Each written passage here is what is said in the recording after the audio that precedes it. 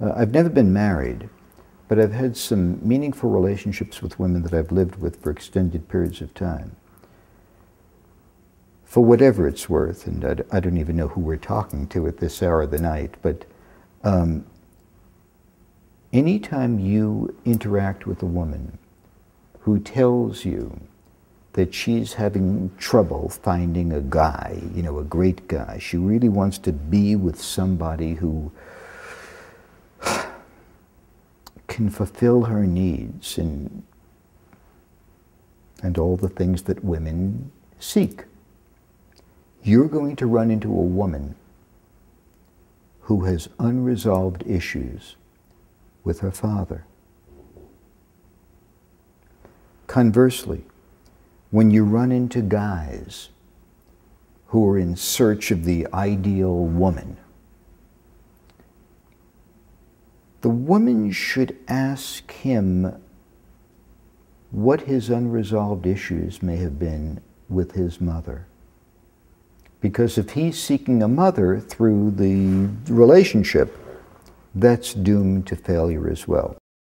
I don't mean to sound simplistic or sophomoric or neo-Freudian, and certainly the issues that men and women have to deal with go way beyond their relationships with their parents. I know that.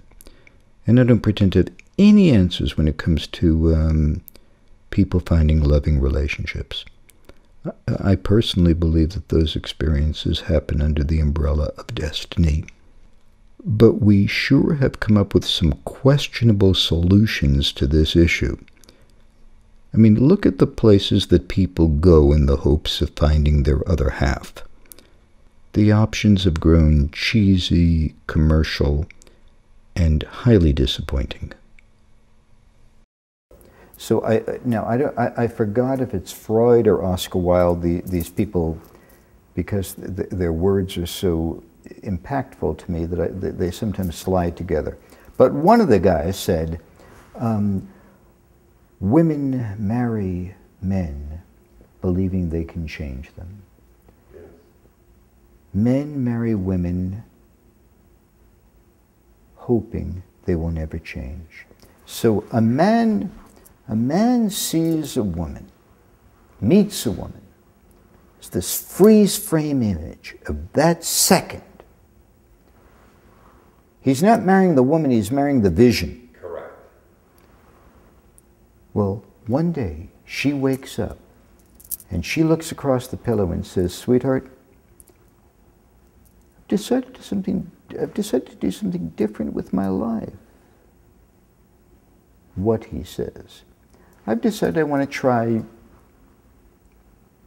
and the male dream falls apart. Whenever you have a relationship predicated upon those expectations, it's doomed to fail. So when a woman says, "Look, I met this dude last night and he's really cool and I liked everything about him, but in many ways he's like a little boy, but if I spend a little time with him, I can really make him," forget it.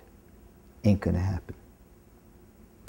And when a man says, "I met somebody last night and she's perfect and she's just the way I want her to be," well, give it 18 months, you know?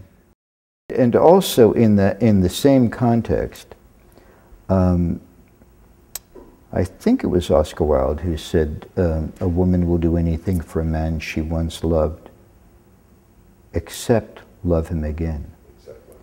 So, if you're a dude, try and get it right the first time. So it has to be, I mean, this is just such a delicate dance in such an unromantic time. So what have we done? What have we done? What have we done? Well, look at the culture. Listen to the music. Look at the movies. The movies are about monsters and explosions. We were raised on Casablanca. We were raised on the possibility of romance. It was going to be the last opportunity to defend ourselves against this on-flowing lava storm of indifference and confrontation. And that's where a woman was going to awaken your heart. What has she concluded? And here's the problem that I think that women have bought into. And by the way, I recognize the danger of two guys talking on the internet about women without a woman being present. I understand that. The woman believes now that the male is replaceable. She can find joy and fulfillment through work. It can be whatever the vision is. What does she do? She replaces the man with MySpace, Twitter, the net.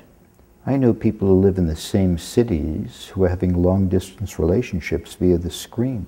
Yep. They don't recall the last time they took a walk along the beach and held hands. There are more and more women who now find themselves single with children, virtually bankrupt after painful divorces. All the husbands and wives are now working twice as hard to bring home 2 paychecks to pay for the expenses of one family. Some women, a handful, opted to become Stepford wives, dutiful partners to ungrateful men in exchange for some kind of illusion of stability. Sadly, tens of millions of American women numb themselves daily on a diet of antidepressants and alcohol. And I'd be remiss by not acknowledging the fact that for too many women, we are witnessing a greater sense of futility, nihilism, and isolation. I'm suggesting that you turn off the internet and sit down with somebody and look in their eyes and hold their hands and embrace them, because with everything else going on in the world, the only redemption is love. And Jim, short range, it don't look good. It don't look good at all.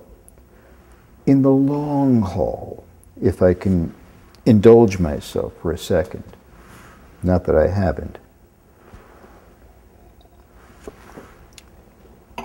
In the long haul, I'm the perennial optimist.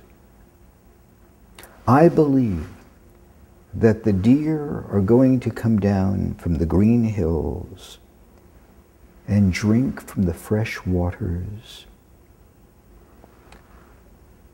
I believe that all the issues that are currently dominating the lead on Anderson Cooper's 360 will pass, that we will get beyond all of the travails that we're facing in the long haul, But for right now, find someone. It's a line from a Sinatra song. Don't wait too long. The hour is growing late. Whatever it is that you're about to do, turn the machines off. Find someone. Be with them. Express everything you wish to express to them. Put the meaningless stuff in the back burner. And with God's grace, you've got a chance. I got nothing.